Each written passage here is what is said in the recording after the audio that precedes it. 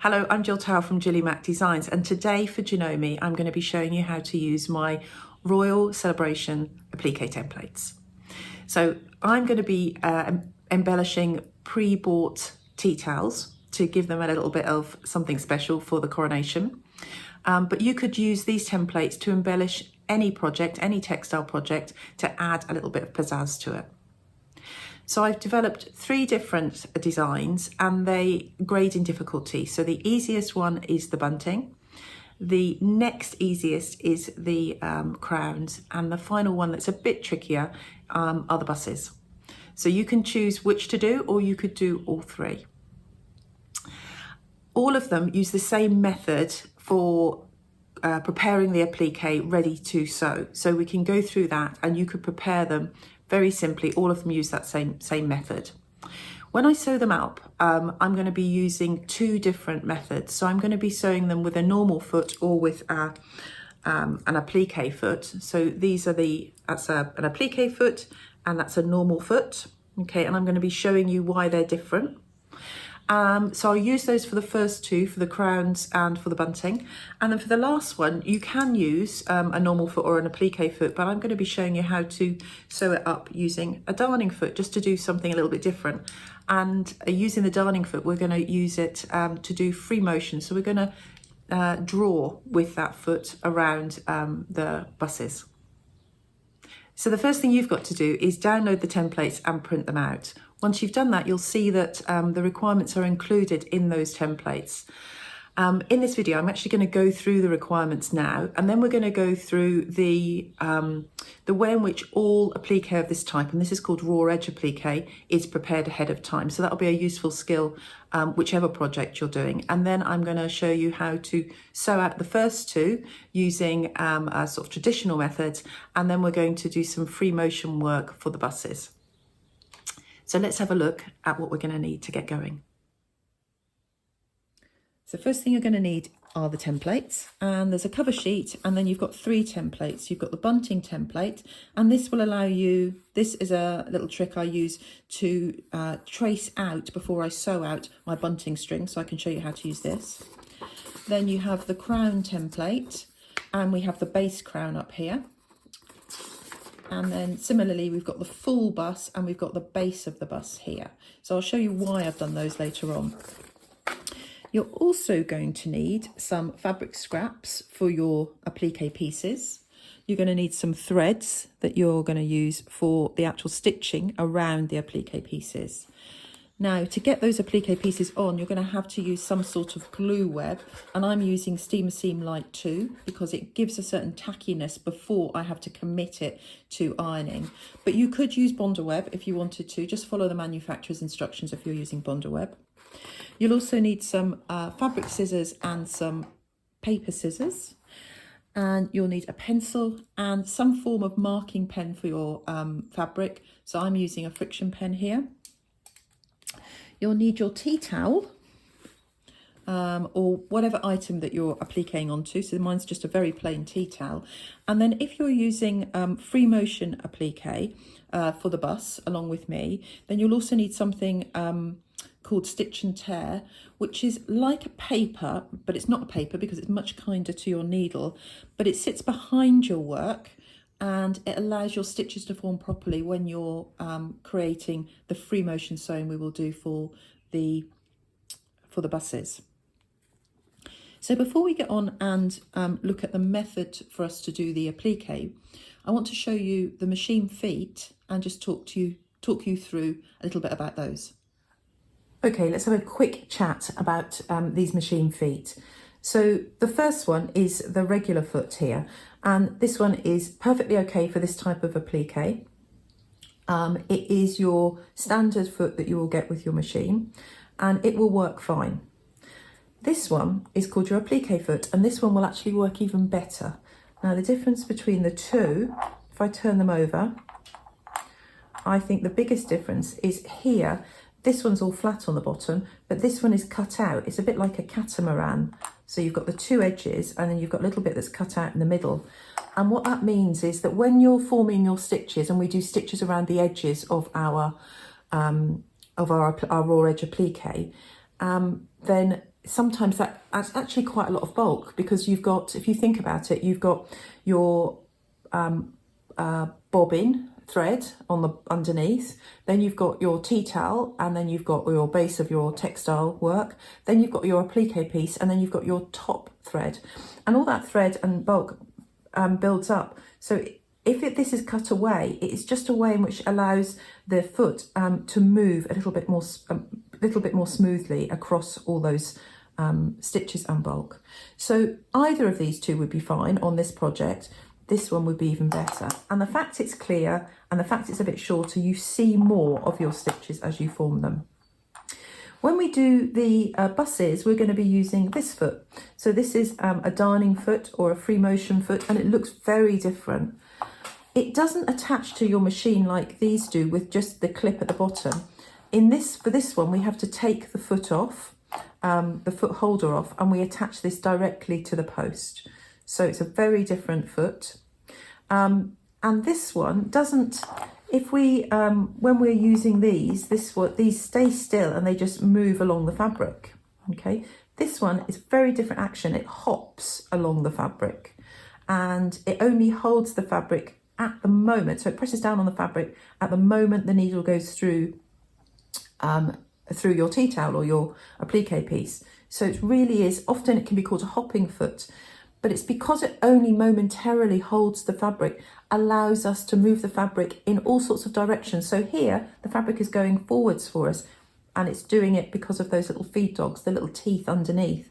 Here, we're not going to be using the feed dogs at all, and we're going to be using this free motion. Okay, so when we do this, I'll talk you through that. If you don't want to do free motion, but you still want to do the buses, then we can still use these feet, and I'll give you a little tip on how to do that. First step is to trace out our pieces onto our glue web. Now, when we trace things onto a glue web, they don't turn out like this picture, they turn out the mirror image. Now, for the crown, that doesn't matter because the mirror image is exactly the same. Even for the bus, it doesn't matter. My buses just are travelling in a different direction. Rather than going down the street, they're going up the street. So that doesn't matter either. For the bunting, which I know I said was the easiest, which is the easiest, it does matter a little bit because if you can see, my flags are all on different angles.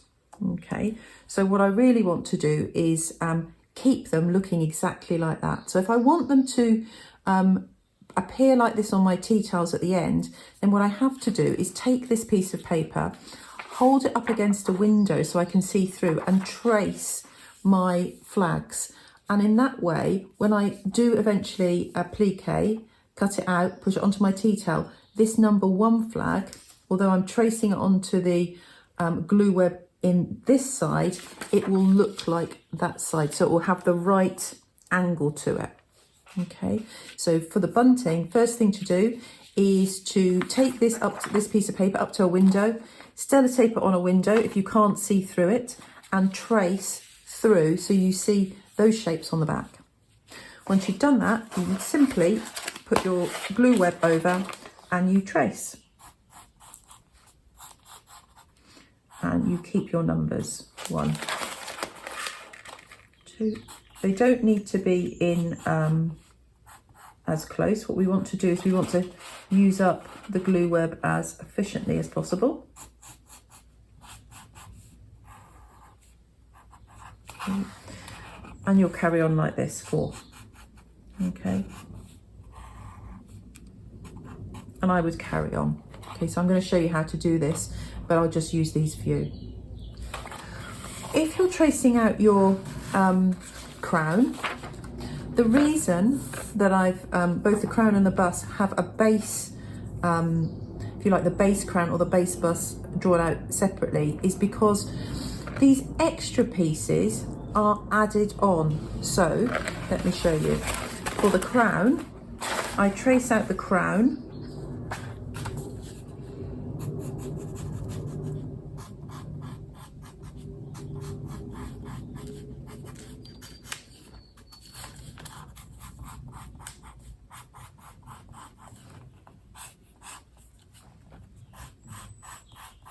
Okay, And then I want to trace out these other pieces, but I want them separately, okay? So 1 circle, they can be really close together, 2 circles, 3 circles, 4 circles,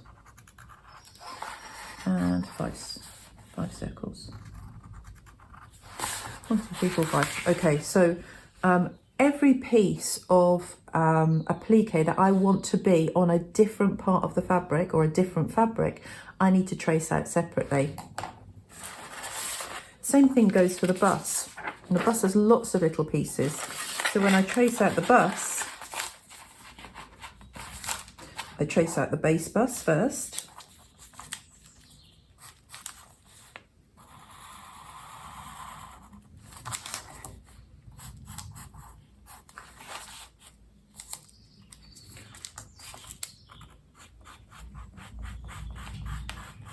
Again, if you're finding it difficult to see, for some reason I'm not seeing this so much. If you're finding this difficult to see, then what you can do is just hold it up to a window, sellotape it to a window, ask permission first, and then you can really easily see through. Then once I've got the base shape of my bust, then I want to add on all those extra little bits. So for example, I want to draw on, let me do the base of the extra bits of the bust up here. So I want to do all those extra bits. So I've got 2 wheels, an inner wheel, an outer wheel, and another outer wheel here. So I'll put those 2 together. They're likely to be the same colour, aren't they? That one's a little bit close. Okay. And I want 2 inner wheels. So there's an inner wheel here and an inner wheel. So I'm going to put those quite close. They're likely to be on the same fabric, so I can cut around those. And then I've got my windows. So I'm just going to trace these out. They're quite close anyway.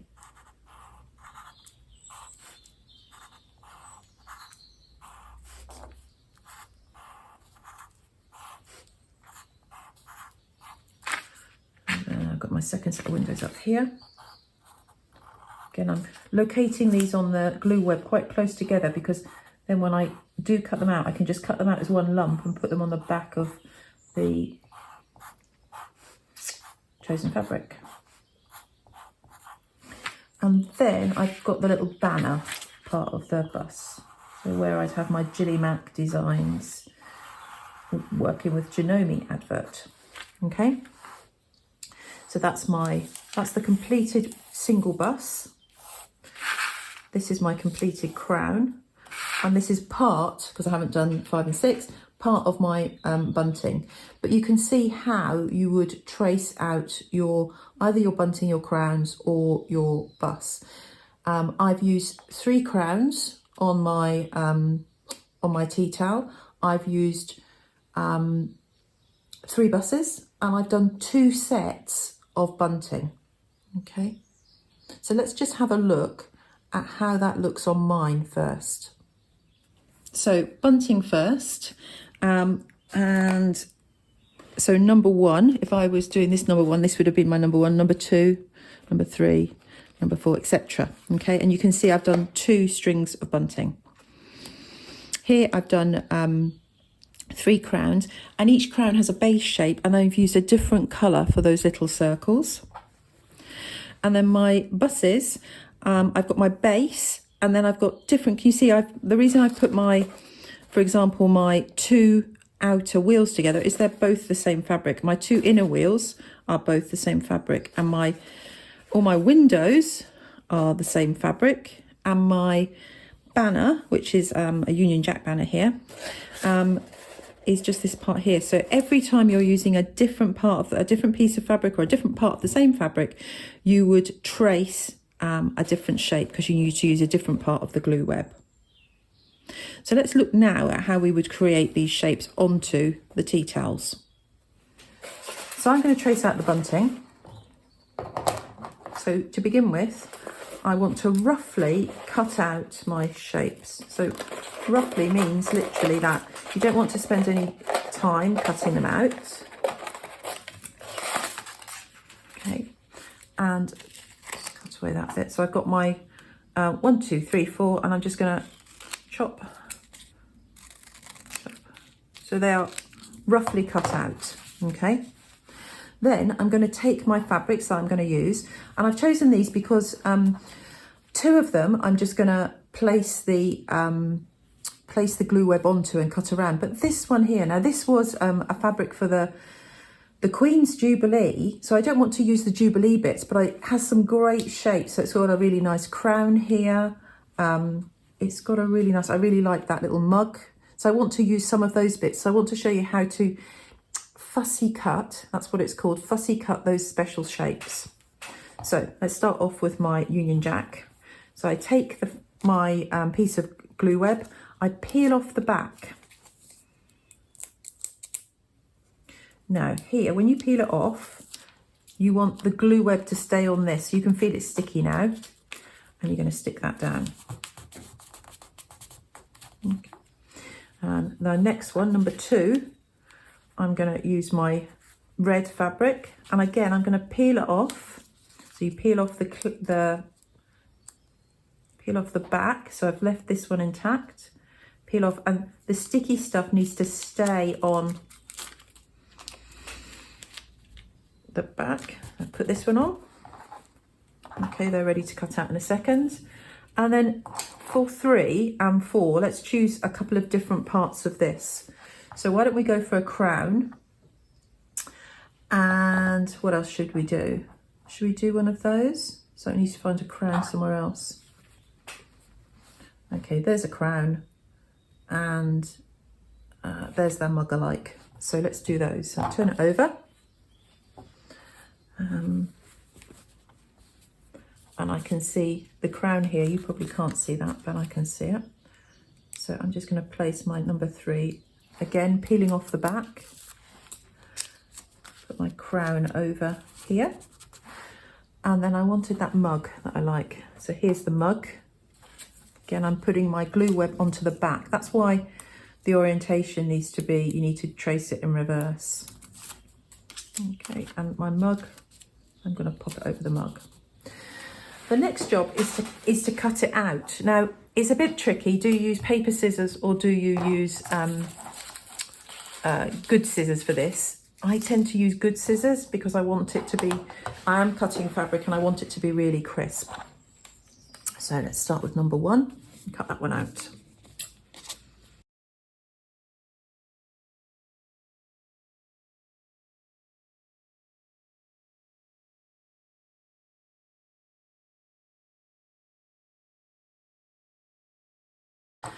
Now, I also said I'd show you how to use the, my shapes here. I also said I'd show you how to use this other part of this part here to draw our templates. So let's have a look at that. So I've got my little pieces of applique ready to go on, and I want to use this as my guide. So what you're going to do is you're just going to fold the piece of paper in half. This is definitely a paper scissors job. You're just going to cut in there, and that'll give you a little cut that you can then use to just track up here.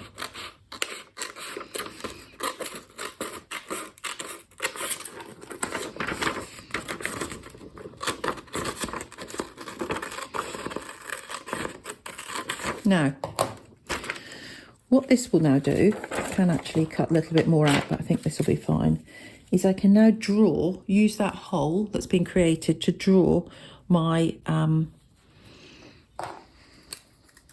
the outline for my string.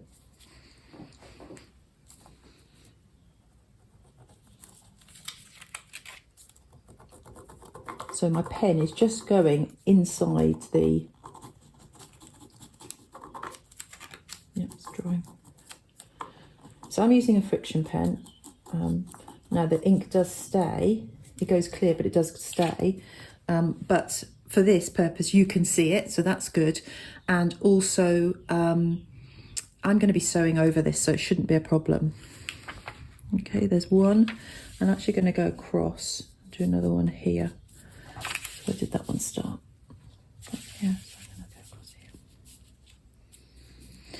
So in my tea towel that I didn't have them crossing because it looks a bit messy at the beginning. So let me show you what I've done.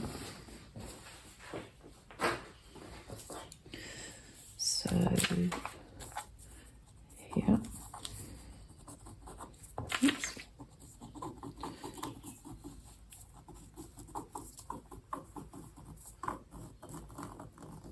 Okay. Yep. So what I've done is I ignored these parts and just came up to here. So now if I want to do my 1, oh no, that's my 1, isn't it? 1, 2, 3, 4, and then I'd have my 5, 6, etc. going along. And I can just take each piece. Now the easiest way, sometimes it can be hard to get the glue web off, just tear it like it's a piece of paper and flick. It's the absolutely easiest way to do it. So we're going to pop that up there. Take it over.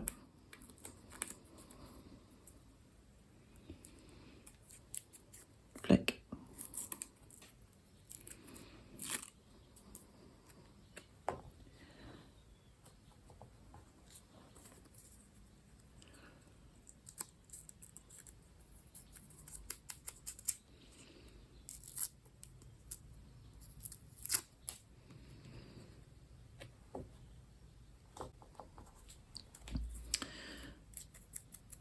Now I'm going to trace some more of these so I can show you how I applique them in a second with a sewing machine. But you can see how easy it is to actually put these on. And if I wanted to, because I've got the steamer seam, I can actually move them around and they will still stick on. Okay, but I want to keep them in order. So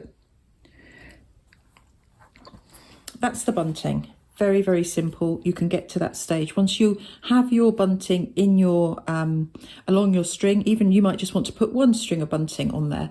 Once you've got your bunting ready, you like where it is, then you need to get permission to use an iron or get somebody else to do it for you. Put a pressing cloth over the top of your, or a piece of greaseproof paper over the top of your design and iron it. Okay, and what that does is it sets the glue, it melts the glue, and then when the glue dries and gets cool, it will set it and it's not going to move. Exactly the same thing happens for your bus. So let's just have a quick look and talk through the buses. So you would do exactly the same thing. You would cut out your shapes just like we've done, stick these onto the back of your fabric, cut around them and place them down. Same thing with the jewels. Probably they're all going to be the same colour. You might want them different colours. And you cut those out, you stick them on the back of the fabric, and then you place them on top of your crowns. This one is more involved. You're going to cut your bus. I've obviously got red buses. And then you're going to cut your bits of fabric for your wheels, your inner wheels, your bits of fabric for your windows, and the bits of fabric for your banner. You then stick them down. There's lots of pieces, much more pieces for the bus, so it will take some time. It's not for the faint-hearted, but it does look good when it's done. So it's up to you which one you fancy sewing. I'm going to sew all of them up for you so you can see how that looks. So I've quickly finished off the preparation for the bunting applique. And now I'm ready to stitch. So let's have a look at the stitches that we could use, because there's so many on your machine and you can enjoy choosing some. So with raw edge applique, we are using our stitches, traditionally we're using our stitches to cover the edges of the applique pieces so that they don't fray and wear over time. Now, when I do the free motion work as well, you'll see that I don't cover the edges. All I'm doing is acting to hold on the pieces, because the glue will stay okay for a while. But if you wash the tea towel, then all the glue would probably come off and all the pieces would disappear. So we need to do two things. One is cover up the edge, but what we also need to do is make sure those pieces are sewn on. So here's some stitches you could use. So these are my lovely clasp machines, my Janomes, and you could easily use, this would be a great stitch to use, so a zigzag stitch. I often use these stitches, so M means that your needle's in the middle, and when you start, it'll then move to the right and do some straight stitching, then move to the left and do the, if you like, the little poking out. Here, this is the one I use, the one that says R, because the needle is on the right, so I can line that up against the edge of my applique, and I know that the straight stitches will carry on going straight, and my it will move over to the left and cover up the edge of my applique piece. But some of these other stitches would be great too. This would be a great stitch to use, but it does use a lot of thread, and what that means is that it will build up a lot. So you may need to use one of those lovely applique feet, the clear ones. You could use any of these decorative stitches if you wanted to. There's lots of ways in which you can make this project your own. These stitches are also good. So these are, one of them's a blind hem stitch, but you could see that you could easily use that type of stitch where you would go around the edge and the little bit that pokes out just holds onto your applique piece, so it secures it. This would look great as well. Now, some of these more complicated stitches are easier to manage when you're doing straight lines, but if you consider when we're doing the jewels on the top of the crown, that's really tiny. Okay, so for the jewels on the top of the crown, I think you should just focus on doing a straight stitch, and we won't worry about the edges getting frayed. They'll just get frayed over time and that'll be fine, but we'll secure it with a straight stitch. Similarly, for the bunting, I have used, these are the stitches that I've been using, but then when I've done the actual bunting string, I've used a triple stitch. And a triple stitch is like, if you can imagine, if you're using Google Docs or Word and you type a letter, a word in normal font, and then you change it to bold. This is what this does, because for every one stitch here, it does 3, so it becomes really bold. And so it's a great one to use for your bunting string. So let's get going and do some applique. So you're going to see I'm going to be using these stitches, and sometimes I'm going to be using this stitch, and sometimes I'm going to be using this stitch, but you choose which stitch is going to work for you. Okay, now for the fun bit. So I'm going to start sewing. I've chosen my stitch. I'm going to do the one I showed you, and I've threaded up with my blue thread I'm going to use, and I put my thread to the back, so you can see the threads here, and I've just popped it to the back. And now I'm just going to get started with my applique. So remember I said if it has the R next to it, it means that my needle's going to start in the right, the furthest right position of the stitch, and then it keeps moving over to the left. If it has an M next to it, it starts in the middle and then moves from left to right. So I want it to start from the right. So I can put my, I know that my needle's going to end up in just the right place.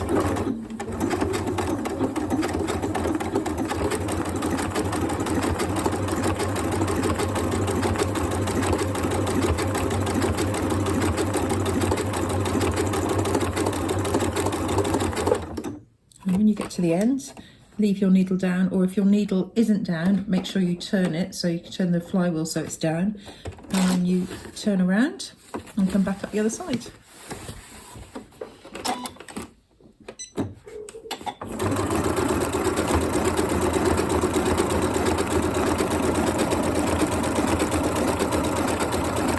See these lovely stitches being formed. I'll show you in a second.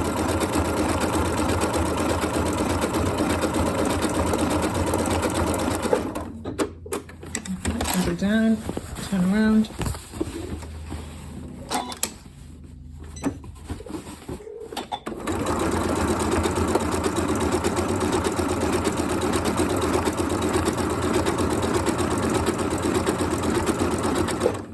Okay, so I'm lucky I've got a thread cutter on mine.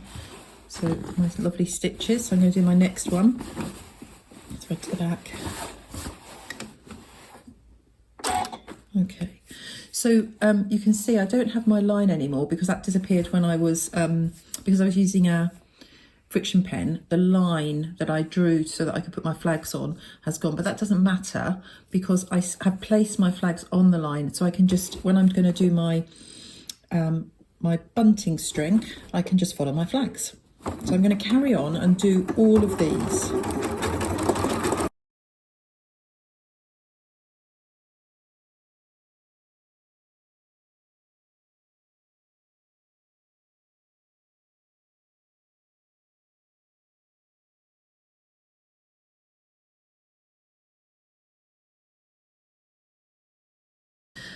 So now our bunting is all complete. I'm just going to do the triple stitch. Remember those, that was the stitch I said was like in bold.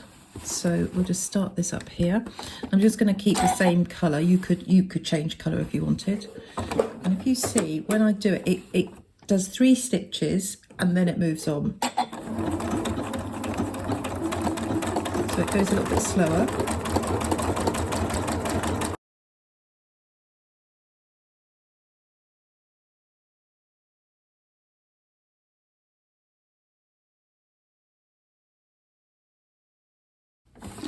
So let's see what that looks like. You see that really nice triple stitch going along here, all the way along.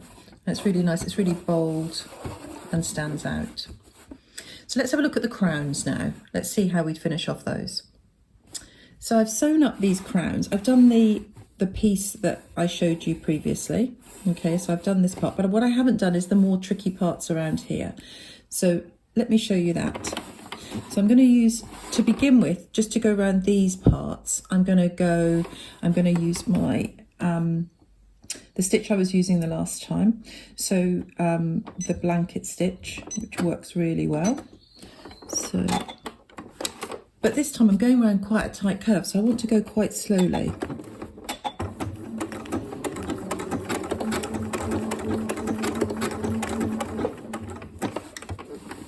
And just keep turning. You're going to do 2 or 3 stitches, then lift the presser foot and just turn.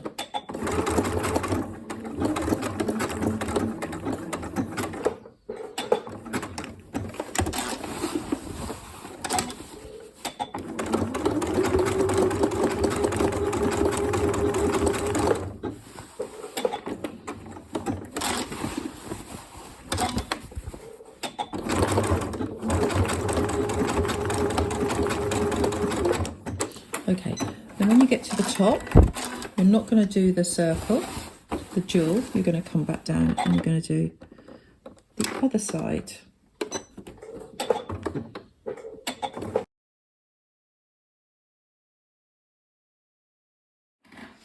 Okay, so that part of the crown is all done now. So now what I want to do is do these little circles. Now to do the circles, I've changed back to just a normal straight stitch, and I'm just going to go around. It's literally 2 stitches and then you turn 1, 2, and then going to turn 1, 2, and then turn. You have to go really slowly with this. 1, 2. Got to have really good control if you're using foot pedal, or you're going to be pressing the start stop a lot. Okay, 1, 2 again, 1, 2.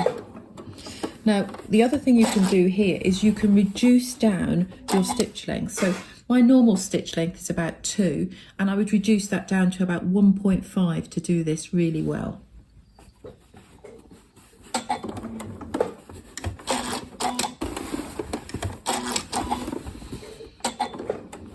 If you can imagine, the smaller the stitches, the more dainty and tiny the stitches, then the better looking curve you're going to get.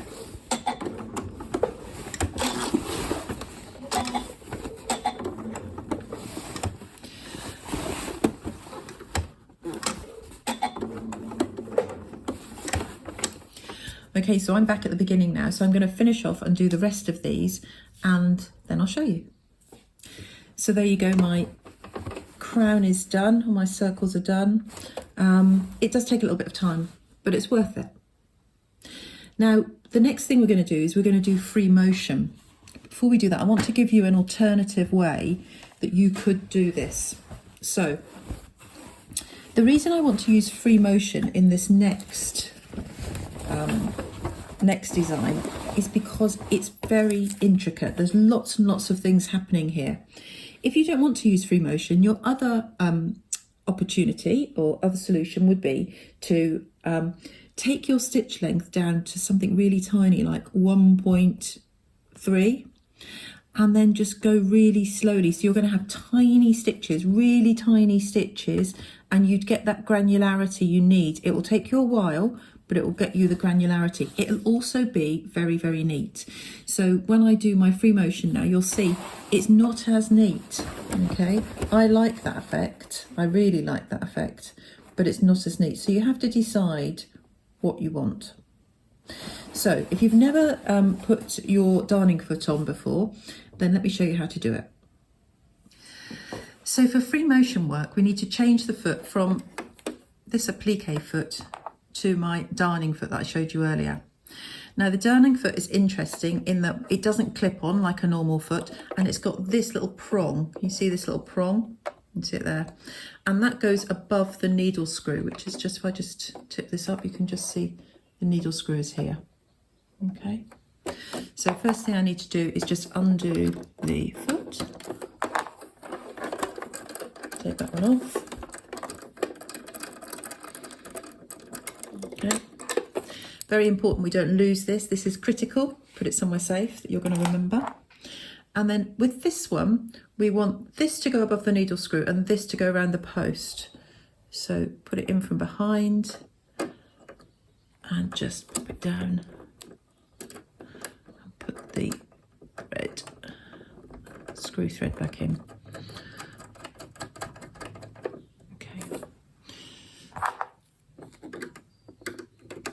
So traditionally, when you put a walking foot on, you also drop your feed dogs. So my feed dogs, I drop them from here. So these are the feed dogs. These are these little teeth. And when you're sewing with a free motion foot, you drop your feed dogs. So here, if I drop my feed dogs, there's a little switch at the very back of my machine here that I would switch down.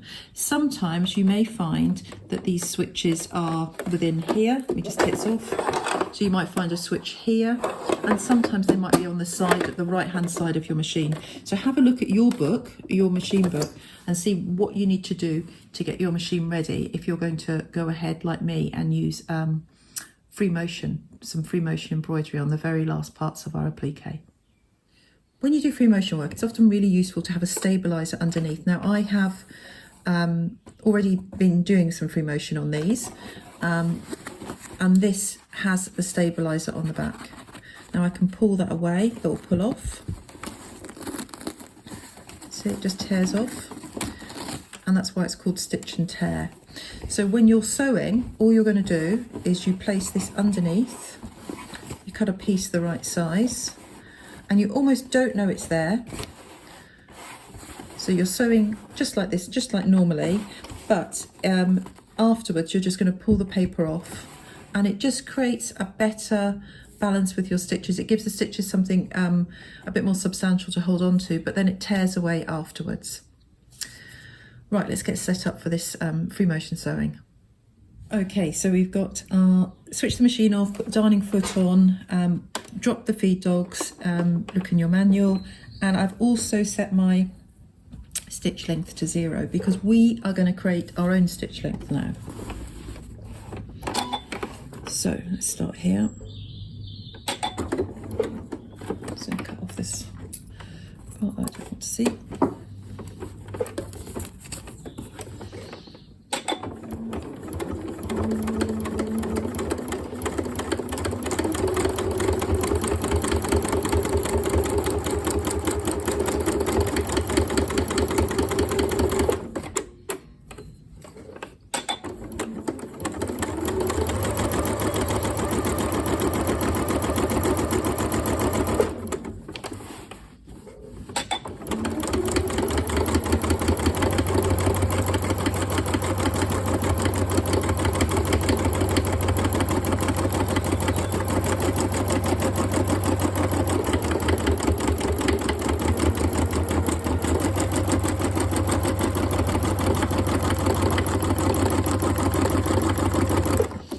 This takes a bit of practice.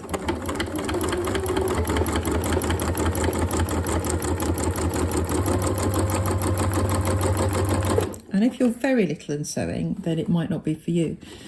But if you are maybe 13, 14, 15, then you should be able to do this. You'd be fine. You might need to practice a little bit, but you should be fine.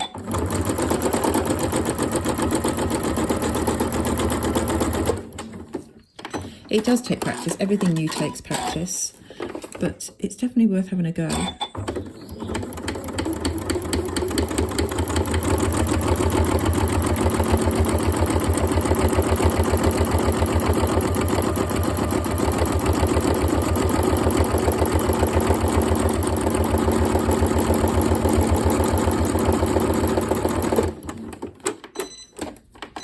I'm very lucky I've got some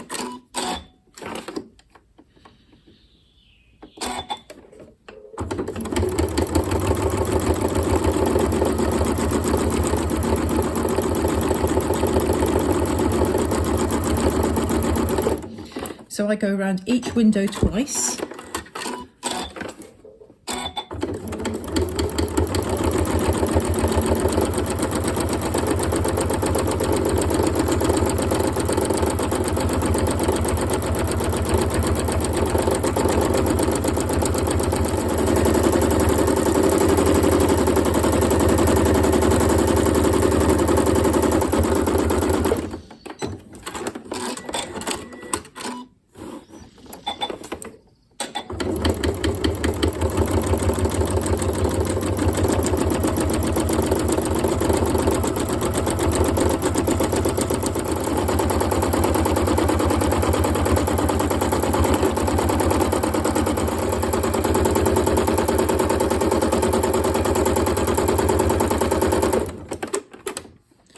So there you go. I'm going to just cut off the ends. I'm going to pull away the paper from the back, and I'm going to show you how these look outside.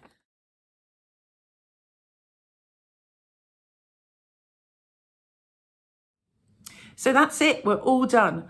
I hope you've enjoyed this project. It's a lovely project to do, it's great fun, and the skills you'll learn and the feet you'll use, you'll be able to use in lots of other projects in the future.